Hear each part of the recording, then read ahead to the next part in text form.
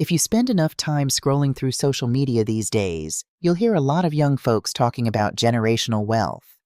They speak about it like it's a magical spell, a guaranteed ticket to a life free of struggle. They want the trusts, the real estate portfolios, the safety nets. But what they don't talk about, what nobody ever warns you about, is what happens when the generation you are trying to bless decides that your sacrifice is simply their birthright. What happens when the wealth you built with your own blood and tears turns your flesh and blood into a parasite? My name is Marah Sterling. For 35 years, I was the founder and CEO of Sterling Premier Events in Atlanta, Georgia. If a Fortune 500 company wanted to throw a gala, if a hip-hop mogul wanted to get married in a castle, or if a politician needed a fundraiser that screamed untouchable prestige, they called me. I didn't just build a business. I built an empire on 3 decades of missed sleep, cold coffee, and standing in 4-inch heels until my feet bled. I navigated boardrooms where I was the only woman, and certainly the only black woman, and I made them all respect my name. When I finally sold the agency last year, I walked away with a portfolio that meant I would never have to look at a budget spreadsheet again. I bought my dream, a sprawling 6,000-square-foot cedar-shingled estate in Oak Bluffs, Martha's Vineyard. For a black American, Oak Bluffs isn't just a vacation spot. It's history. It's the Inkwell Beach. It's where our intellectuals, our artists, and our elite have gathered for over a century to breathe freely. My house sat on a bluff overlooking the Atlantic, with wraparound porches, imported Brazilian mahogany floors, and windows so large they practically invited the ocean inside. It was my sanctuary, a monument to my survival. I had been in the house for exactly 48 hours. The smell of fresh paint and sea salt was still mingling in the air. I had just poured myself a glass of 2014 Louis Roederer Cristal and stepped out onto the back deck to watch the sunset paint the sky in bruised shades of violet and gold. The peace was so profound it almost hurt. Then my phone rang. The caller ID flashed Marcus, my only child, the boy I had put through Morehouse, whose first startup I had funded, whose second startup I had bailed out, and whose lifestyle I had subsidized far longer than any sensible mother should. "Hello, Marcus," I answered, keeping my voice light, assuming he was calling to ask how the move went. "Mom, good you're not busy," he said. "No hello. No congratulations on the retirement, Mom." Just the breathless, fast-paced clip of a man who needed something. "Listen, I need you to do me a massive favor. Actually, it's not a favor. It's just logistics. Melissa's family is flying into Boston tomorrow, and we're taking the ferry over to the Vineyard. We need you to clear out of the master suite." I froze, the crystal flute halfway to my lips. The Atlantic breeze suddenly felt a few degrees colder. "I'm sorry. Say that again?" "Melissa's family," Marcus repeated, speaking slower as if the connection was bad or as if I were simply dense. "Her parents, her sister's family, and her brother. It's 11 of us total. We booked the flights weeks ago. Patricia, Melissa's mom, she has that bad sciatica, so she absolutely needs the ground floor master suite. You can just move your stuff up to the attic guest room. It's got a decent view. You'll be fine up there." The casual, breathtaking audacity of the demand left me momentarily speechless. "Marcus, you didn't ask if you could visit. You didn't ask if I was ready for guests. And you certainly didn't ask if you could evict me from my own bedroom. This is my home." He let out an exasperated sigh, a sound I had heard entirely too much since he married Melissa. "Mom, come on, don't do this. Don't be difficult. You've got 6,000 square feet all to yourself. It's actually kind of selfish when you think about it. We're family. You're always lecturing me about generational wealth and legacy. Well, part of legacy is sharing the fruits of your labor so I can build my network and keep Melissa's family happy. This is how we build the Sterling name." Generational wealth. He threw my own words back at me like a weapon. He wasn't building wealth. He was spending mine to buy the respect of his in-laws. "I am not running a bed and breakfast, Marcus," I said, my voice dropping an octave, finding that cold CEO registry that used to make my event coordinators tremble. "Look," his voice turned hard, taking on an ugly, entitled edge. "You're 65 years old, Mom. You're living alone in a massive house on an island. If you don't want to be reasonable about family using the property, maybe Melissa and I need to start reconsidering how capable you actually are of managing your assets. I heard the isolation out there can really mess with an elderly person's judgment. It would be a shame if we had to look into assisted living facilities on the mainland. The threat hung in the air, heavy and toxic. My 32-year-old son was essentially holding my independence hostage. Let his in-laws treat my retirement home like a free resort, or he would start laying the groundwork to have me declared incompetent. I didn't yell. I didn't cry. 35 years in business taught me that you never show your enemy that they've drawn blood. You just let them walk blindly onto the battlefield. I see, I said softly, taking a slow sip of my champagne. Drive safely tomorrow, Marcus. The ferry schedule can be tricky. I hung up before he could respond. I didn't pack my things. I didn't move to the attic. I simply finished my drink, watched the sun dip below the horizon, and went to sleep in my own bed. The invasion began at 9 a.m. sharp the next morning. I was sitting in the sunroom reading the paper when 3 massive black rented SUVs crunched their way up my pristine gravel driveway. Doors slammed, voices echoed, and suddenly my quiet sanctuary felt like the lobby of a budget cruise ship. Melissa stepped out first, directing traffic like a drill sergeant. She was followed by her mother, Patricia, a woman whose entire personality was wrapped in pastel Lilly Pulitzer resort wear and an unwarranted sense of superiority. Then came the father, the sister, the screaming children, and the luggage. So much luggage. I walked out to the front porch, wrapping my cashmere shawl tightly around my shoulders. Nobody knocked. They just started hauling suitcases up my teakwood steps. "Oh, Marah!" Patricia called out, dropping a heavy Louis Vuitton duffel right onto my heirloom hydrangeas. She didn't offer a hug or a handshake. She just looked up at the house, her eyes scanning the architecture with a highly critical squint. "Well, it's certainly large, a bit ostentatious for a single older woman, don't you think? But I suppose it has a certain rustic charm, very quaint." Quaint. The house cost more than her husband had made in his entire working life. "Welcome to Oak Bluffs," I said evenly. Melissa pushed past her mother, dragging 2 screaming toddlers. "Marah, did you clear out the fridge? The kids are on a very strict gluten-free, dairy-free, joy-free diet, and my mother needs half the shelves for her supplements. And tell me you moved out of the master suite." Marcus said he handled it. Right on cue, Marcus emerged from the last SUV. He looked slightly nervous when he saw me standing there, arms crossed, very much still the lady of the manor. "Mom," he said, jogging up the steps. "Where are the keys to the master? Patricia needs to lie down." I looked at my son. I looked at the chaotic horde of strangers tracking mainland dirt across my porches. I could have thrown a fit right then. I could have screamed and kicked them out. But I looked at Patricia's smug face, and I looked at Marcus's entitled glare, and my mind shifted gears. They didn't just want a vacation. They wanted dominance. They wanted to prove that my money was their money, and my space was their space. If I kicked them out now, Marcus would just escalate. He would play the victim. He would tell everyone I was a crazy, bitter old woman. No. To truly eliminate a threat, you have to let them show their entire hand. You have to let them get so comfortable, so incredibly brazen, that their own arrogance becomes the rope they hang themselves with. "The master suite is down the hall to the left," I said quietly, stepping aside. Marcus let out a breath he had clearly been holding. A triumphant smirk spread across his face. He thought he had won. He thought he had broken me. "Thanks, Mom. I knew you'd be reasonable. Let me grab your bags. I'll take them up to the guest room for you." Within 2 hours, the colonization was complete. My home was completely unrecognizable. Inflatable pool toys littered the mahogany deck. The kitchen, which I had designed to look like a spread in Architectural Digest, looked like a hurricane had hit a cafeteria. But it was the microaggressions that truly tested my legendary patience. I walked into the living room to find Patricia literally pulling my framed family photographs off the fireplace mantel and tossing them into a cardboard box. "Patricia, what exactly are you doing?" I asked, my voice dangerously calm. She turned, holding a silver-framed photograph of my late mother. "Oh, Marah, I was just doing a little feng shui. This room is so dark and all these old heavy photos. They really clutter the aesthetic. We're going to be hosting some people later this week, and we just want the space to feel a bit more modern, a bit more elevated. I'm sure you understand. People from your background sometimes tend to hold on to, well, clutter." "People from my background." The translation was loud and clear. Put the box in the hallway closet, I instructed, my face a mask of stone. I wouldn't want to ruin your aesthetic.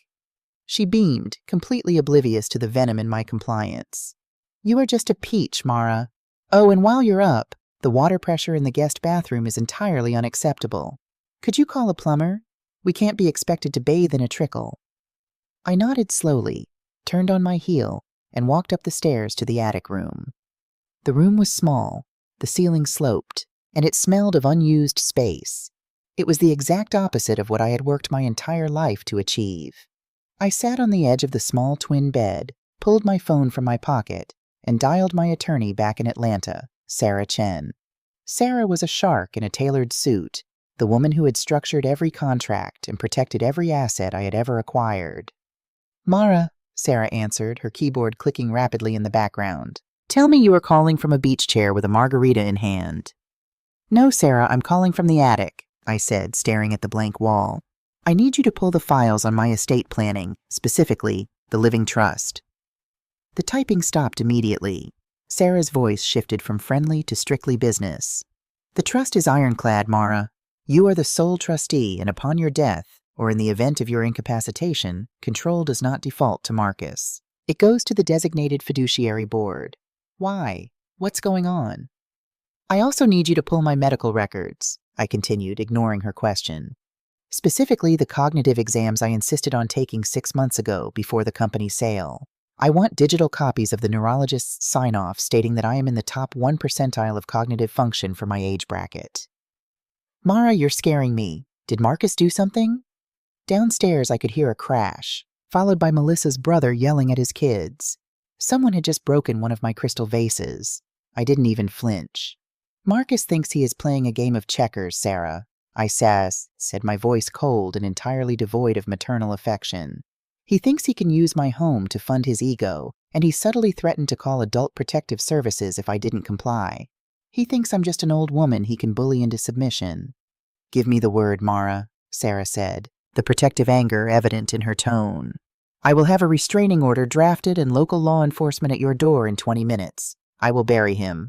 No, I replied, standing up and walking to the small dormer window. I looked down at the driveway, where Marcus was leaning against his rented SUV, laughing loudly on his phone, looking for all the world like the king of a castle he didn't build.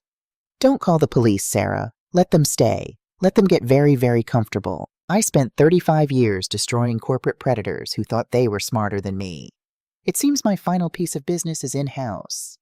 I hung up the phone.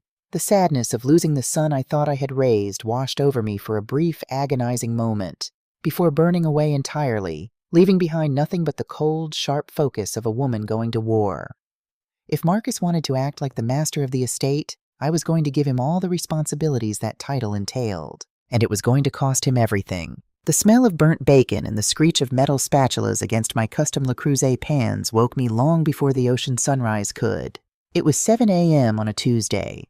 I lay there in the quiet of my temporary quarters, the upstairs guest room they had so generously allowed me to occupy in my own home. I took a deep breath, the crisp Martha's Vineyard air filtering through the cracked window, and slipped into my heavy emerald silk robe. I didn't build a multi-million-dollar event management empire in Atlanta just to hide from a bunch of freeloaders in my own sanctuary. As I descended the oak staircase, the sheer scale of the invasion became undeniably clear. Wet towels were draped over my vintage velvet accent chairs. Someone had dragged a sandy boogie board straight across the imported Persian rug I'd bought to celebrate my retirement. But the true epicenter of the chaos was the kitchen. Patricia, Melissa's mother, was holding court at my marble island, effectively treating my meticulously curated pantry like a discount grocery store. She was actively reorganizing my spice rack, tossing out jars into the trash bin. "Good morning, Marah," Patricia chirped, not bothering to look up from her demolition work. "I hope all the noise didn't wake you. You know, at your age, you really need your uninterrupted rest. I was just doing you a little favor. Who put smoked paprika next to the saffron? Bless your heart, I know you probably grew up doing things a certain haphazard way, but an organized kitchen is a civilized kitchen. I'm just trying to elevate the space for you." The microaggression hung in the air, heavy and deliberate. Grew up doing things a certain way? I stared at her, my face perfectly neutral. This woman, whose greatest life achievement was marrying a mid-level insurance adjuster, was lecturing me, a black woman who had clawed her way up from the South Side to sit on corporate boards, about being civilized. Before I could deliver the verbal dismantling she so desperately deserved, Marcus strolled into the kitchen. My son, the boy I had sacrificed sleep, sanity, and a personal life to put through private schools and business college. He was wearing my late husband's vintage boating loafers and holding a clipboard. "Mom, good, you're up," Marcus said, his tone entirely devoid of the respect a son owes his mother. He tapped his pen against the clipboard, adopting an air of false executive authority. "I need you to clear your schedule for this evening, and maybe stay upstairs after 5 p.m. I'm hosting a small networking barbecue. Nothing crazy, just about 30 people." I paused, my hand resting on the handle of the espresso machine. 30 people? In my house. Tonight. "It's not just a party, Mom. It's a strategic move," Marcus sighed, rolling his eyes as if explaining basic arithmetic to a toddler. "I've invited some heavy hitters. Local real estate developers, a couple of venture capitalists Melissa's dad knows, and some business owners on the island. I'm trying to build some generational wealth here. You're always talking about legacy, right? Well, I'm establishing the sterling name on the Vineyard. People need to know who we are. I'm telling everyone I manage the property and the family assets. It's good optics." "Optics," I repeated softly. The audacity was almost clinical. He was using the house I bought with my blood, sweat, and tears as a prop to fake a level of success he was too lazy to earn. "Exactly," Melissa chimed in, entering the kitchen with her hair wrapped in one of my luxury monogrammed towels. "And Marah, since you have all that free time now that you're retired, do you think you could run to the market? We're going to need prime steaks, burgers, some decent wine, not that cheap stuff you usually drink, and maybe some of those little cocktail shrimp. You know how to pick those out, right?" They were treating me like an unpaid errand girl. They thought I was just a tired 65-year-old woman who would roll over and submit to their entitlement to keep the peace. They forgot that for 35 years, my literal job was orchestrating high-stakes events, managing egos, and crushing anyone who tried to step on my operations. "A networking event for 30 people, I said, a slow, dangerous smile spreading across my face. "You know what, Marcus? You're absolutely right. Generational wealth is important. Optics are everything. Don't worry about the grocery store. I will make sure this party is exactly what you deserve." Marcus beamed, puffing out his chest.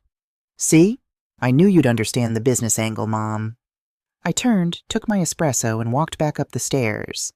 The moment my bedroom door clicked shut, the mother disappeared and the CEO clocked in. I picked up my phone and scrolled to a number I hadn't dialed in over a year. "Antoine," I said when the deep, familiar voice answered on the third ring. Antoine was a master chef and the owner of the most exclusive, ruthlessly expensive luxury catering firm on the East Coast. We had gone to war together, organizing galas for Fortune 500 companies. "Marah Sterling, Lord have mercy, I thought retirement swallowed you whole," Antoine laughed. "Don't tell me you're bored already."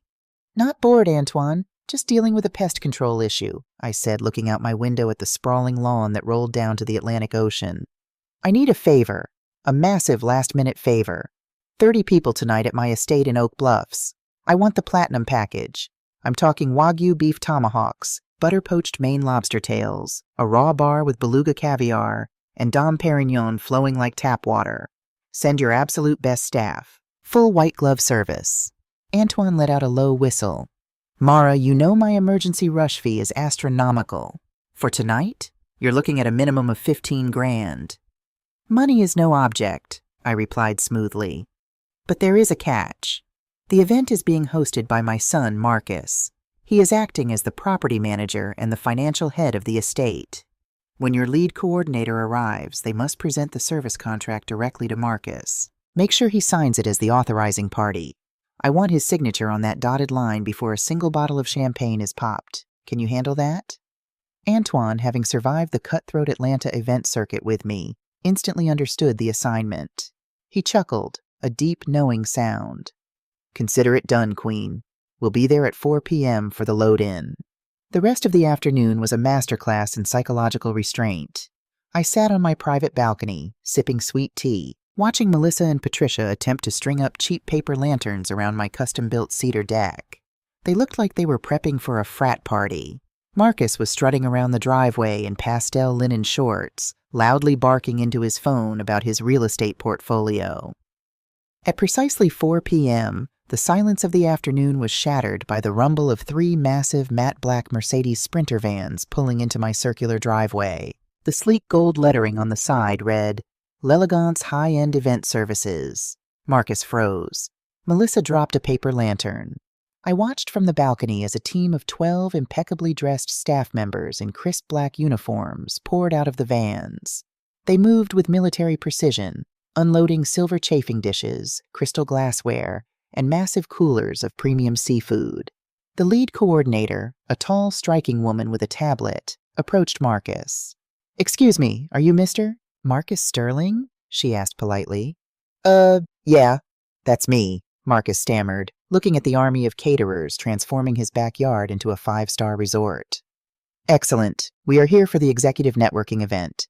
Your mother, Ms. Sterling, arranged for our services. She mentioned that as the property manager and head of financial operations for the estate, you would be the one finalizing the paperwork. We just need your signature here on the service agreement authorizing the event." Marcus looked up at my balcony. I gave him a small, encouraging wave. He looked back at the coordinator, then at his wife, whose jaw had practically unhinged. The ego trap was set perfectly. He had spent the last 3 days telling his in-laws how powerful he was, how he controlled the family assets. He couldn't back down now without looking like a fraud in front of Melissa's family. Puffing out his chest, Marcus took the stylus. "Of course. My mother knows I only do things top tier. Where do I sign?" Hook, line, and sinker. By 6:30 p.m., the guests began to arrive. These were wealthy, influential island regulars, people who recognized the difference between a backyard barbecue and a $15,000 corporate-grade luxury mixer. The cheap paper lanterns had been replaced by ambient, professional uplighting. A jazz trio played softly near the infinity pool. Waiters circulated with silver trays of champagne and caviar blinis. I finally made my entrance at 7 p.m., wearing a tailored white linen suit that screamed old money and untouchable grace. The crowd parted for me. "Mom!" Marcus practically ran over to me, holding a crystal flute of Dom Perignon, his face flushed with arrogance and alcohol. "This is incredible. You really outdid yourself. Everyone is so impressed. Bill Henderson from the country club just asked me for my business card." "I'm so glad you're enjoying your party, Marcus," I said, my voice dripping with honey. "It's important that your guests see exactly who you are." I spent the evening mingling, playing the role of the gracious, retiring mother. But I was working. I made sure to casually introduce myself to every major developer and investor Marcus had been talking to. I would smile warmly and say, "Yes, my son is so ambitious. He's taking full financial responsibility for tonight's wonderful event. He insisted on handling all the management and expenses himself." A mother couldn't be prouder. Every single guest heard it. Marcus heard it and preened like a peacock, happily accepting the praises for the lavish spread. He ate the wagyu. He drank the vintage champagne. He played the king of the castle, completely blind to the guillotine poised directly above his neck. The party didn't wind down until past midnight. I retired to my room early, locking the door and turning on a jazz record, sleeping the peaceful, dreamless sleep of the righteous. The next morning, the reckoning arrived with the sunrise. I walked downstairs at 8 a.m. The house was dead quiet. The catering crew had cleaned up flawlessly the night before, leaving my kitchen spotless, but the emotional hangover in the living room was palpable.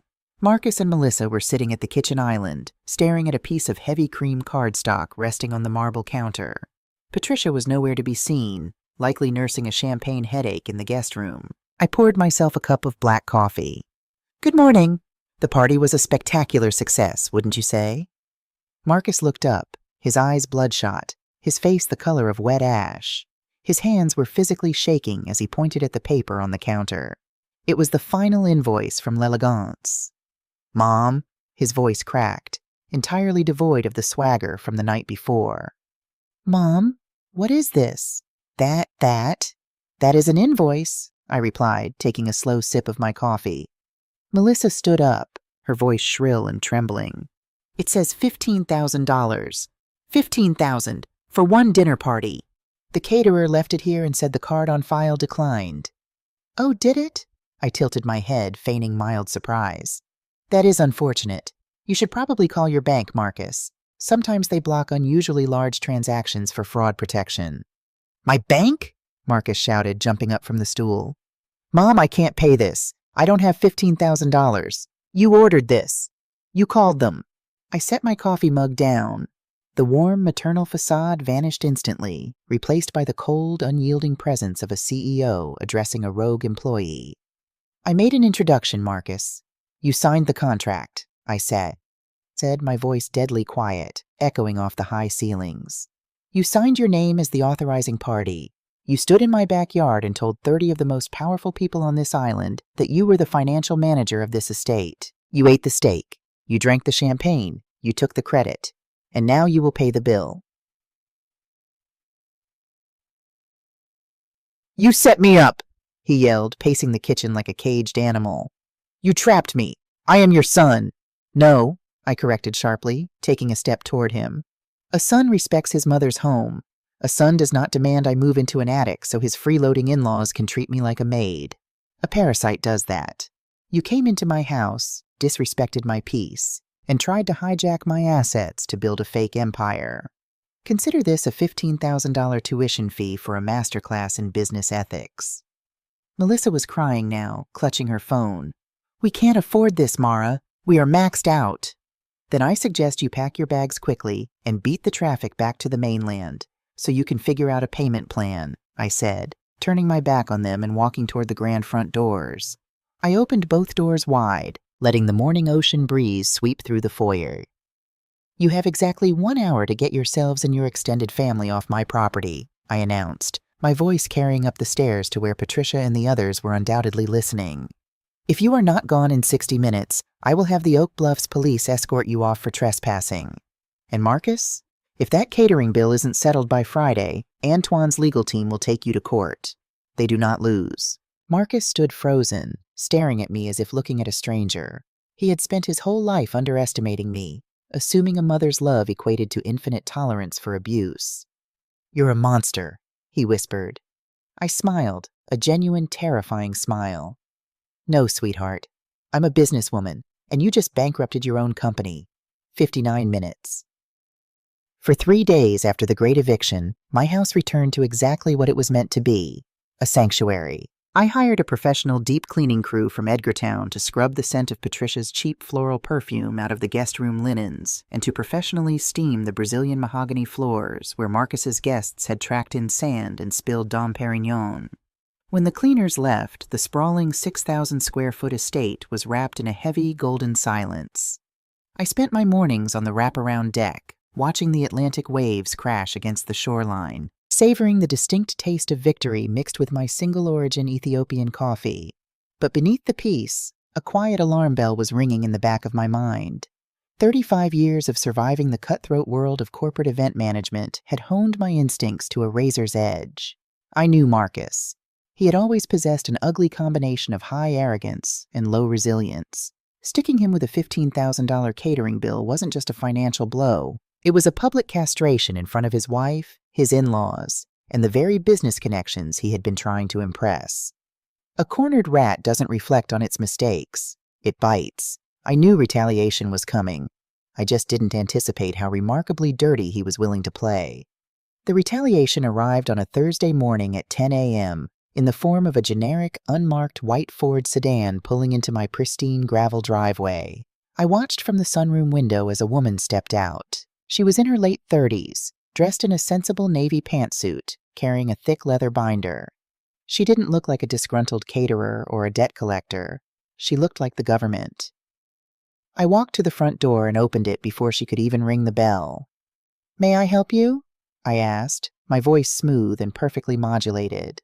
The woman blinked, seemingly caught off guard by my appearance. I was wearing a tailored silk blouse, my hair immaculately pressed, looking every inch of the retired executive. She glanced down at her clipboard, then back up at me. "Good morning. Are you Marah Sterling?" she asked, her tone polite but laced with that specific practiced neutrality used by law enforcement and social workers. "I am." She reached into her blazer and produced a laminated ID card. "Ms. Sterling, my name is Cynthia Vance.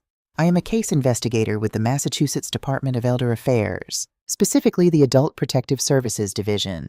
I need to come inside and speak with you regarding a welfare check. Adult Protective Services. The words hit me like a physical blow to the chest. The sheer, unadulterated viciousness of it took my breath away for a fraction of a second. Marcus hadn't just gotten angry. He had picked up the phone, called a state agency, and reported his own mother as an incompetent, vulnerable senior citizen in need of state intervention. He was trying to build a paper trail to seize my assets. I didn't flinch. I didn't gasp. I simply stepped aside and opened the door wider. "Of course, Ms. Vance," I said, projecting an aura of absolute calm. "Please, come into the living room. Can I offer you some espresso? Or perhaps a sparkling water?" Cynthia stepped into the grand foyer, her eyes sweeping over the vaulted ceilings, the curated modern art on the walls, and the spotless, sun-drenched interior. This was clearly not the house of a neglected, failing elder she had been primed to expect. "Water is fine, thank you," she said, taking a seat on the edge of my white leather sofa. I retrieved 2 bottles of San Pellegrino, set them on coasters on the glass coffee table, and took the armchair opposite her. I crossed my legs, folding my hands in my lap. "I assume you are not here to admire the architecture, Ms. Vance. Tell me, exactly what kind of report brings Adult Protective Services to my door?" Cynthia opened her binder, her demeanor professional but visibly uncomfortable. "Miss Sterling, we received a formal report from a concerned immediate family member. The report alleges that you have been exhibiting signs of severe cognitive decline, specifically early-onset dementia. Furthermore, the claimant stated that you have become dangerously isolated and that you are making irrational, highly destructive financial decisions, including spontaneously spending thousands of dollars on lavish parties and threatening to evict your own family when they tried to intervene and help you." I had to bite the inside of my cheek to keep from laughing out loud. Spontaneously spending thousands of dollars. Marcus was actually trying to use the $15,000 catering trap, the trap he fell into, as evidence of my mental instability. It was a brilliant, sociopathic spin. If he could convince the state I was losing my mind, he could petition a judge for a conservatorship. He would become my legal guardian, taking control of the Vineyard estate, my bank accounts, and my life. "I see," I said softly, the chill in my voice causing Cynthia to subtly adjust her posture. "And I presume this concerned family member is my son, Marcus Sterling? You understand that reporters remain anonymous under state law." Cynthia deflected smoothly. "Ms. Vance, I ran a multi-million-dollar empire for 3 decades. Let's not insult each other's intelligence," I replied, leaning forward slightly. "My son is currently facing a $15,000 catering bill for a networking event he hosted at my house, without my permission, while attempting to pass himself off as the owner of this property. When I refused to pay for his arrogance and asked him to leave my home, he threatened me. This visit is his retaliation." Cynthia's pen hovered over her notepad. "Ms. Sterling, while family disputes are common, I am required by law to evaluate your living situation, your mental acuity, and your grasp on your financial realities. The claims of cognitive decline are entirely fabricated," I interrupted smoothly. I stood up and walked over to my antique writing desk. I unlocked the bottom drawer and pulled out a thick, heavy red legal file. I walked back and dropped it onto the glass table directly in front of her. The impact made a satisfying thud. "What is this?" Cynthia asked, looking at the gold-embossed seal of my Atlanta law firm on the cover. "That is my armor," I said, sitting back down. "Open it." Cynthia opened the file. "The first document you will see," I narrated, my voice echoing with quiet authority, "is a comprehensive neuropsychological evaluation from Emory Healthcare in Atlanta, conducted exactly 6 months ago, right before I finalized the sale of my company. You will note the signature of Dr. Aris Thorne, one of the leading neurologists in the South. The evaluation concludes that my cognitive function, memory retention, and executive decision-making skills are in the top 1 percentile for my age group." Cynthia scanned the document, her eyes widening slightly at the prestigious letterhead. "The second document," I continued, relentless, "is the establishment of the Sterling Living Trust. You will see that it was drafted by Sarah Chen, a senior partner in corporate and estate law. The trust explicitly dictates that I am the sole trustee of all my assets." Furthermore, it contains a spring-loaded defense clause. In the event that anyone, including my son, attempts to challenge my competency or file for a conservatorship, they are immediately and permanently disinherited from the estate, and a pre-selected board of independent fiduciaries takes control. I leaned in, making direct eye contact with the state investigator. I am 65 years old, Ms. Vance. I am a black woman who built an empire from the ground up. Do you honestly believe I would retire to an island without legally fortifying every single dime I own against predators, even if that predator shares my DNA? Cynthia slowly closed the file. The professional skepticism had completely vanished from her face, replaced by a mixture of profound respect and deep sympathy. She recognized the situation for exactly what it was, the weaponization of the state against an independent woman. Ms. Sterling, Cynthia said quietly, closing her own binder. I apologize for the intrusion. Based on this documentation and our interaction, it is overwhelmingly clear that there is no cognitive decline, no self-neglect, and no financial exploitation occurring here, at least not by you. I will be closing this case file as unfounded and maliciously reported the moment I get back to the office. Thank you, Cynthia, I said.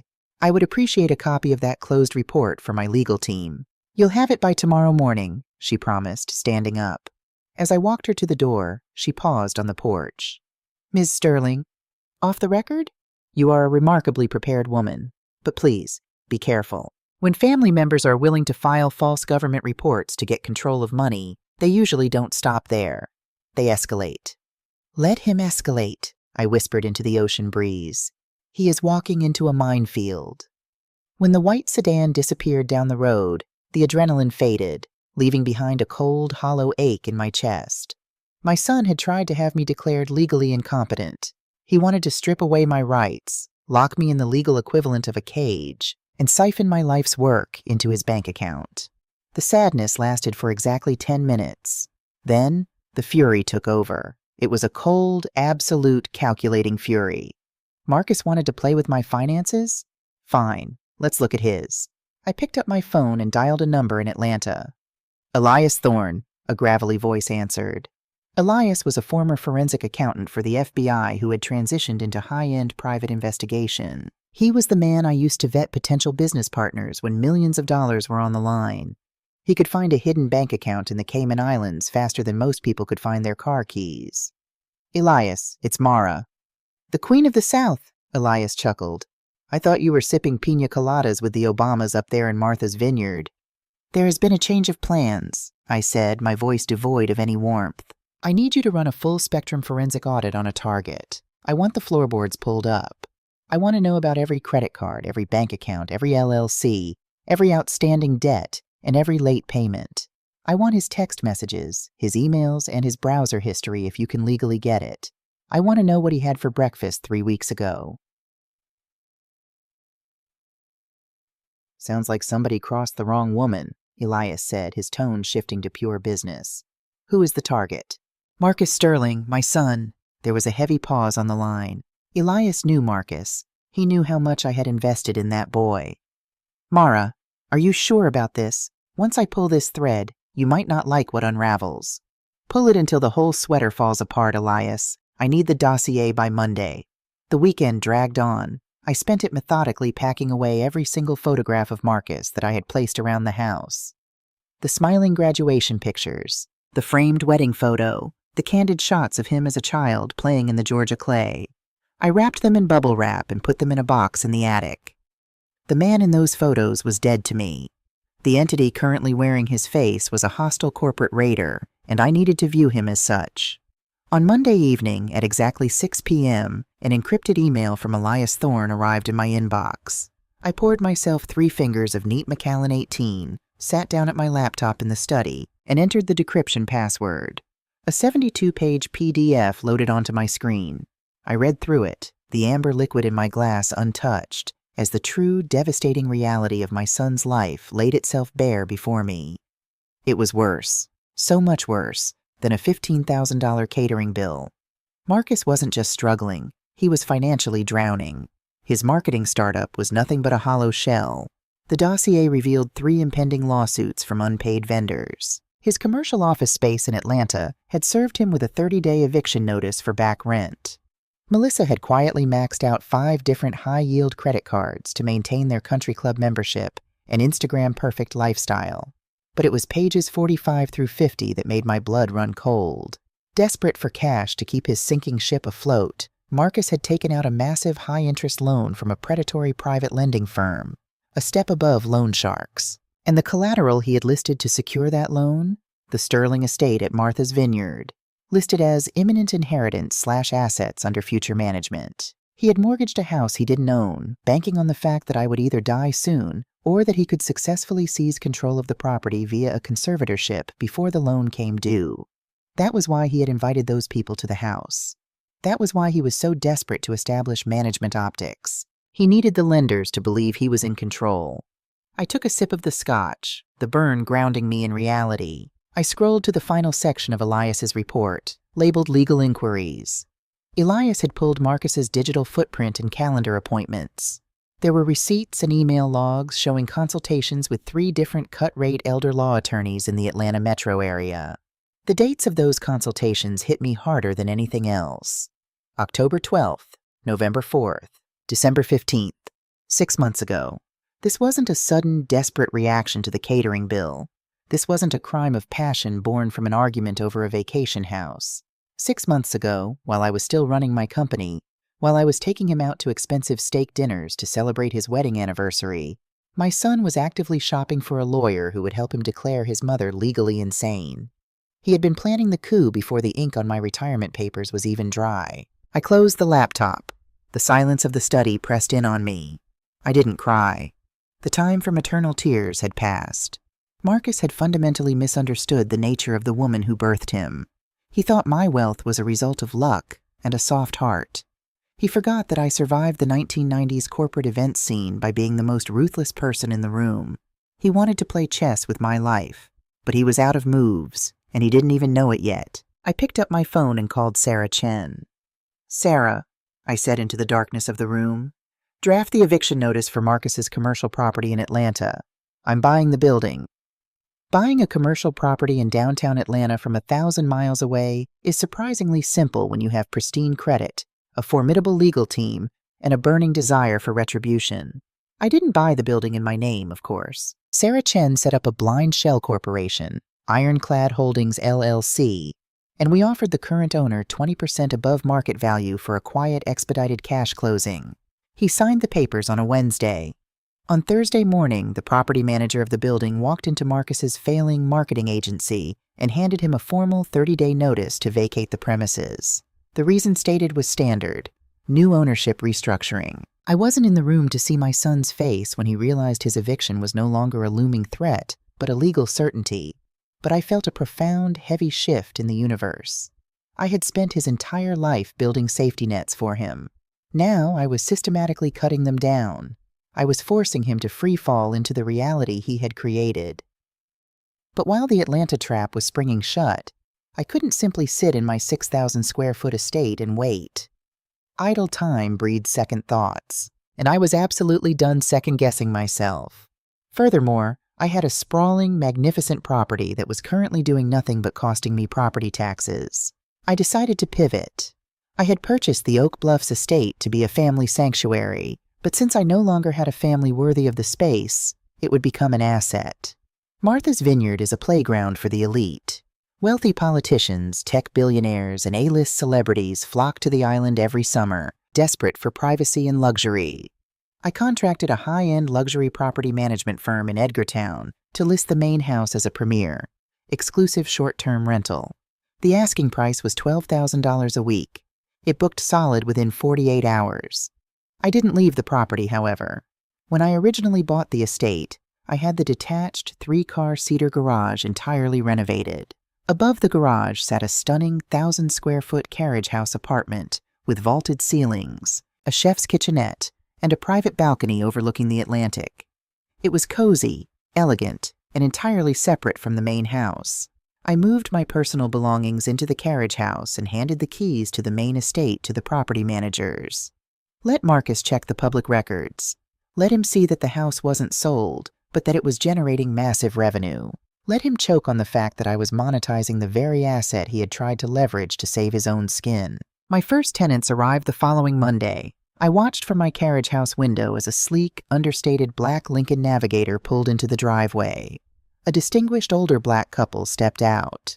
The property management dossier had listed them simply as Arthur and Eleanor Wright from Washington, D.C., seeking a quiet, month-long retreat to celebrate their 40th wedding anniversary. Arthur was a tall, broad-shouldered man with a neatly trimmed silver beard, moving with the slow, deliberate grace of someone who had never needed to rush for anyone.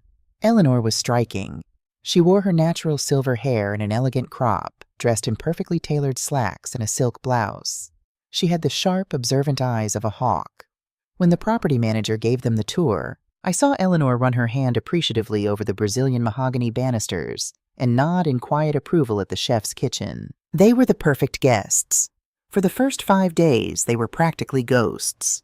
They spent their mornings drinking coffee on the deck, their afternoons visiting the local art galleries in Edgartown, and their evenings reading by the fireplace. They were respectful, clean, and quiet, the absolute antithesis of Marcus and his in-laws.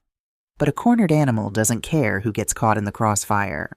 On the 6th day of the Wright stay, the peace shattered. I was sitting at my small dining table, reviewing a preliminary draft of a restraining order Sarah Chen had sent over, when I saw Eleanor Wright walking purposefully across the lawn toward my carriage house stairs. She wasn't strolling. Her posture was rigid, her jaw set tight. I opened the door before she could knock. "Mrs. Wright, is everything all right with the main house?" She looked at me, her sharp eyes scanning my face for a long moment before she spoke. "Ms. Sterling, do you have a few minutes? I believe we need to have a very serious conversation regarding your property, and more specifically, your family." A cold spike of dread drove itself into my stomach. I stepped aside and gestured to my small living area. "Please, come in. Can I get you anything?" "No, thank you," Eleanor said, taking a seat on my velvet armchair. She didn't look angry exactly. She looked deeply offended, in the way a person of immense authority looks when someone has dared to waste their time. She reached into her designer tote bag and pulled out a thick manila folder, resting it on her lap. "Ms. Sterling, Arthur and I rented your home to escape the noise of our professional lives," Eleanor began, her voice crisp and commanding. "However, over the past 48 hours, our peace has been violently disrupted. Beginning on Wednesday evening, both my husband and I started receiving phone calls on our private, unlisted cellular numbers. I felt the blood drain from my face. Phone calls? Dozens of them, Eleanor confirmed, her expression grim. From a man claiming to be Marcus Sterling. He identified himself as your son, the true heir to the estate, and the designated legal guardian of your medical affairs. Marcus, the absolute fool. He had clearly used his marketing agency's data mining software to track the booking records, cross-referencing the property management's guest logs to find the Wright's personal contact information. It was a severe breach of privacy, born of sheer, hyperventilating desperation. "I am so incredibly sorry, Mrs. Wright," I said, my voice tight with rage. "My son and I are estranged. He is currently facing severe financial ruin, and he is lashing out. What exactly did he say to you?" Eleanor opened the folder. She didn't consult notes. She simply read from a printed transcript. "He began by telling us that we were trespassing on contested property. When we ignored that, the narrative shifted. He claimed that the house is infested with toxic black mold hidden behind the drywall, and that the foundation is currently failing, making it a death trap." I closed my eyes, rubbing my temples. "There is no mold. The house passed a rigorous luxury inspection 3 weeks ago." "Oh, I am well aware." "It was a transparent scare tactic," Eleanor said dismissively. "But when the structural lies didn't convince us to pack our bags and demand a refund, he escalated to character assassination. He told us that you are suffering from severe, undiagnosed schizophrenia. He claimed you have a history of violent, psychotic breaks, that you are entirely off your medication, and that we are in physical danger sleeping on the same property as you." The room spun slightly. The sheer malice of it was suffocating. He wasn't just trying to disrupt my income. He was trying to terrorize innocent people into fleeing, creating a documented history of disturbances at my property that he could later use in a courtroom to prove I was incapable of managing my own affairs. If my tenants broke their lease because they feared for their lives, it would be a massive legal liability. Mrs. Wright, I started, my voice shaking, not with fear, but with a volcanic, murderous anger. I will refund every single penny of your $12,000 immediately. I will pay for a luxury suite at the Harborview Hotel for the remainder of your trip. I am so deeply humiliated that my toxic bloodline has touched your anniversary. Eleanor raised a hand, silencing me instantly. It was a gesture born of decades of silencing crowded rooms. Ms. Sterling, do I look like a woman who runs away because a desperate little boy makes noise on a telephone? I blinked, taken aback by the sudden steel in her tone. Excuse me? Eleanor leaned forward, tapping the manila folder. Marcus made a fundamental, catastrophic error in his target selection. He assumed that because we are older, we are easily frightened, technologically illiterate, and eager to avoid conflict. She reached into the folder and pulled out a small silver USB flash drive, placing it gently on the glass coffee table between us. My husband, Arthur, spent 30 years as a federal prosecutor for the Department of Justice, Eleanor stated, her eyes locking onto mine. And I am the Honorable Eleanor Wright. I sit as a presiding judge on the United States Court of Appeals for the District of Columbia Circuit. I deal with cartel bosses, corrupt senators, and domestic terrorists. A panicked 32-year-old with a failing marketing firm does not intimidate me. My breath caught in my throat. I stared at the silver flash drive, then back up at the impeccably dressed woman sitting in my living room. Marcus hadn't just harassed a wealthy tourist. He had actively cyberstalked, harassed, and attempted to extort a sitting federal judge. When the calls began, Judge Wright continued, her tone entirely matter-of-fact, Arthur and I did not panic. We engaged. We kept him on the line. We asked probing questions.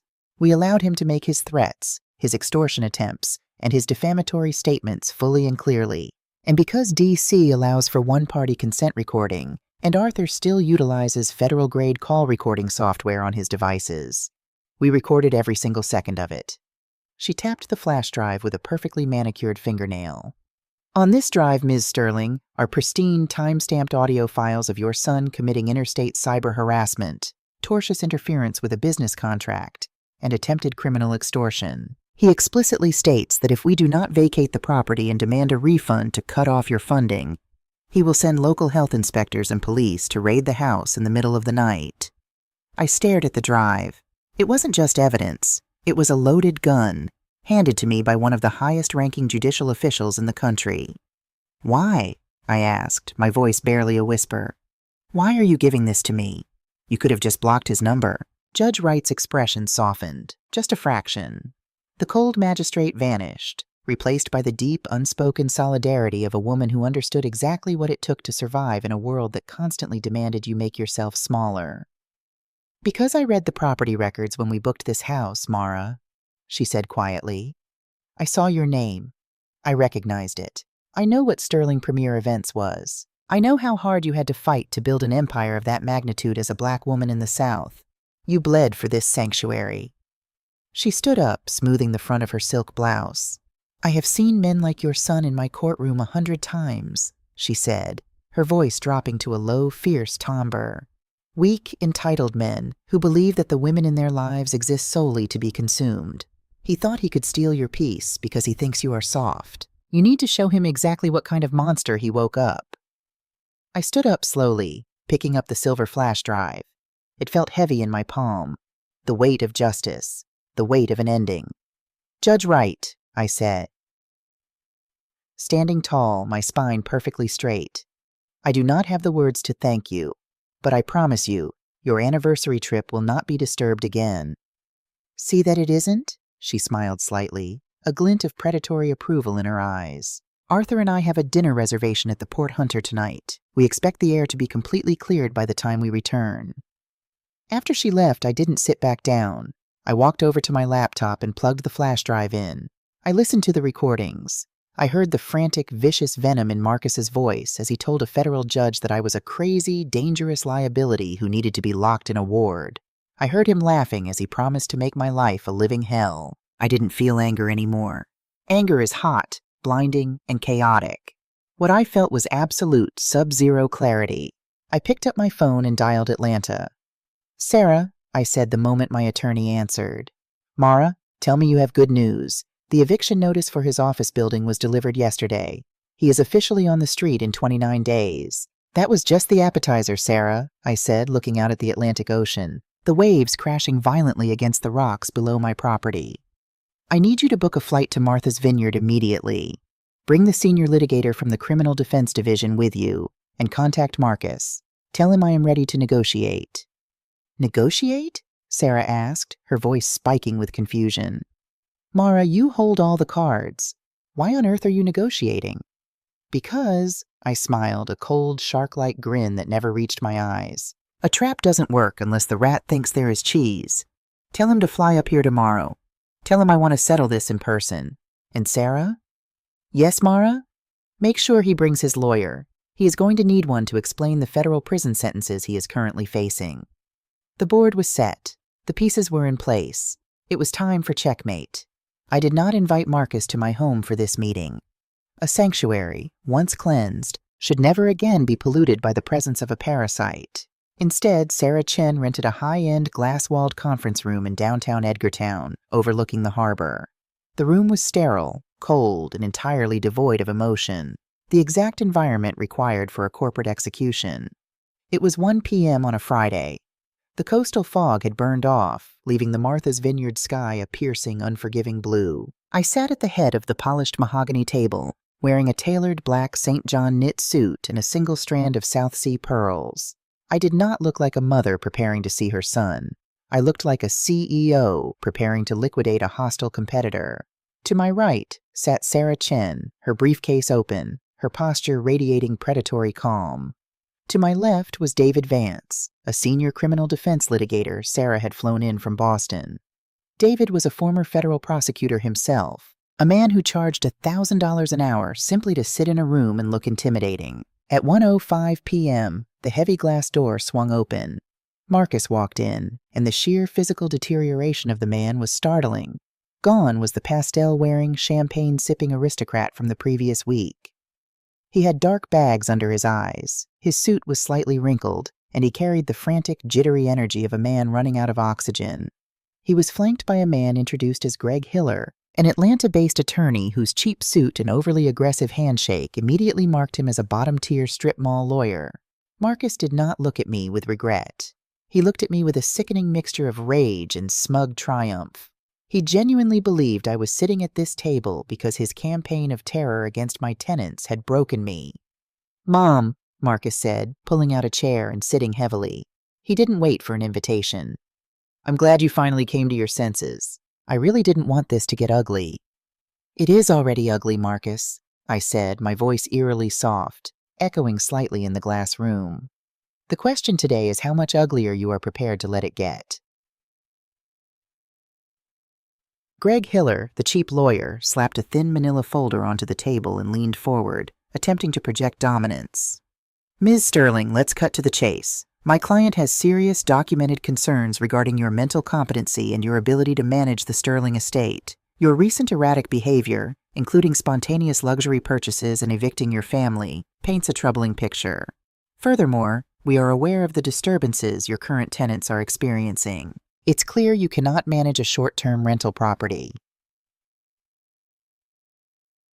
Sarah Chen didn't even look at him. She was busy aligning her pen with the edge of her legal pad. "So," Hiller continued, undeterred by our silence, "we are prepared to offer a settlement. My client will hold off on filing a formal petition for a conservatorship in the state of Georgia. In exchange, you will immediately sign the deed of the Martha's Vineyard property over to an LLC controlled by my client.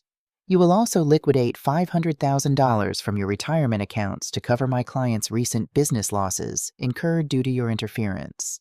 In return, he will allow you to live out your days in the carriage house, rent-free, under his supervision."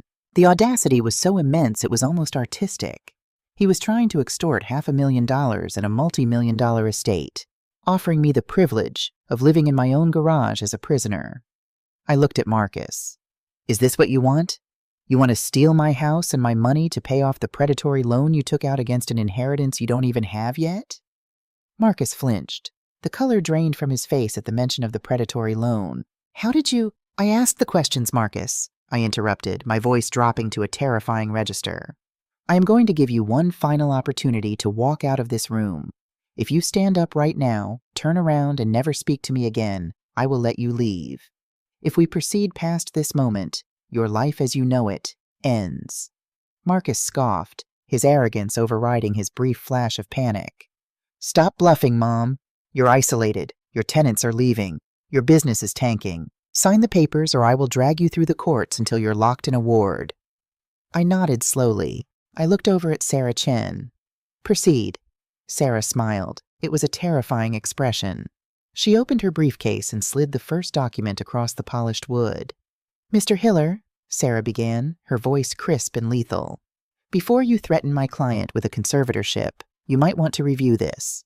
It is a full psychological evaluation from Dr. Eris Thorne, clearing Ms. Sterling of any cognitive decline. Attached to it is the official closure report from Massachusetts Adult Protective Services, ruling your client's anonymous report as malicious and unfounded." Hiller picked up the paper, his brow furrowing. "Secondly," Sarah slid a thick, bound dossier across the table. "This is a forensic financial audit of your client, compiled by Elias Thorne, former FBI. It details your client's impending bankruptcy, his maxed-out credit lines, and the eviction notice served yesterday morning on his commercial office space in Atlanta." "Eviction?" Marcus choked out, staring at the dossier. "My landlord hasn't wait. Ironclad Holdings. You bought my building." "I did," I said smoothly. "You have 29 days to clear your desks. I plan to turn the space into a boutique Pilates studio. But please, Sarah, continue. The best is yet to come." David Vance, the criminal litigator, finally spoke. He leaned forward, placing a sleek silver laptop on the table and turning the screen to face Marcus and his attorney. He plugged in a small silver USB drive, the gift from Judge Wright. "Mr. Sterling," David said, his voice deep and resonant, "are you familiar with the federal statutes regarding interstate cyber harassment and extortion?" Marcus swallowed hard. "What is this?" "This," David replied, "is a collection of time-stamped, legally recorded audio files from the past 48 hours. You made 34 phone calls to the current tenants of the Vineyard estate. You attempted to extort them into breaking their lease. You made defamatory claims about my client's mental health." Hiller, the lawyer, scoffed nervously. "Phone calls? Please. That's a civil nuisance claim at best. My client was just overly concerned about his mother's property." "Is that so?" David asked. He clicked a button on the laptop. The pristine, digital audio of Marcus's voice filled the conference room. "Listen to me, you old fools," the recorded Marcus hissed. "If you don't pack your bags and demand a refund from my psychotic mother by tomorrow morning, I'm sending the police to raid the house. I know people. I will ruin your lives. You are funding a mentally unstable woman, and I will make sure you go down with her." David paused the recording. The silence in the room was absolute. "Mr. Hiller," David said, looking directly at the strip mall lawyer, "do you know who the old fools on the other end of that phone call were?" Hiller was sweating now. "Just some wealthy tourists." "The man on the phone," David said, enunciating every syllable with brutal precision, "is Arthur Wright, a former senior prosecutor for the United States Department of Justice. And the woman your client threatened to destroy is the Honorable Eleanor Wright, a sitting judge on the United States Court of Appeals for the D.C. Circuit." Hiller physically recoiled from the table as if the laptop had just caught fire. "Your client," David continued relentlessly, "just committed documented, premeditated interstate extortion and harassment against a federal magistrate. Judge Wright has drafted a formal sworn affidavit and is entirely prepared to hand this drive over to the FBI field office in Boston. The minimum mandatory sentence for threatening a federal judge is 5 to 10 years in a federal penitentiary." I watched Marcus. The transformation was complete. The arrogant, entitled prince had vanished. In his place was a terrified, shattered little boy. He was hyperventilating, his eyes darting frantically around the room, looking for an exit that didn't exist. Greg Hiller stood up so fast his chair tipped over and crashed onto the floor. "I am withdrawing as counsel," Hiller stammered, frantically shoving his papers into his briefcase. "I was not informed of any criminal extortion. I was retained for a civil family dispute. Mr. Sterling, you are on your own." "Greg, wait. You can't leave," Marcus begged, grabbing the man's sleeve. Hiller yanked his arm away. "Watch me. You threatened a federal judge, you idiot. I'm not losing my license for you." He practically ran out of the glass door, letting it slam shut behind him. Marcus was alone. He slowly turned his head to look at me.